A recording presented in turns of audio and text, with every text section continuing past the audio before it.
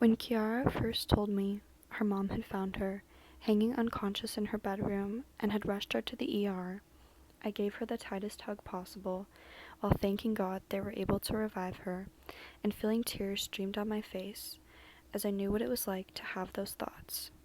Thoughts of feeling so dark, so hopeless, so unforgivable and irredeemable, so lost that you look to the sky and beg for the sweet relief you believe can only come from leaving your lively body to rot as your soul floats up above. I had no idea Kiara had also struggled with these thoughts. I told her she couldn't do that again because if she did, I would want to. We spent the next few months checking in, calling and texting, almost daily, and I was grateful that we were both still here. Until, amidst midterms and winter winds, I got the call, explaining that at 19, Kiara had committed suicide and was dead.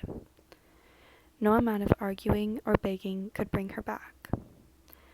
Strangely, instead of an urge to slit my wrist, like I had expected, I was hit with a sudden sense of immense perspective.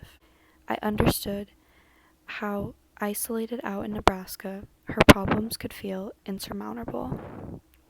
But from where I was standing in Colorado, I could so clearly see that we would have figured it out together. If only she had opened my video I sent, explaining how we would get her out of there. She could come live with me, I'm sure her mom would help, and afterwards, in a funeral home, packed to the brim, I looked around to see seas of teary-eyed faces, dozens of people that would have helped her in a heartbeat.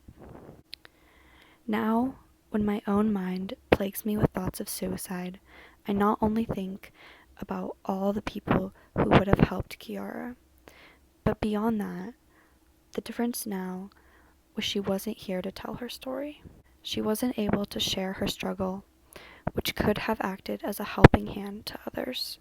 If only we had called each other in crisis to realize under different city lights we were suffering from the same dark fantasies of wanting to end our lives.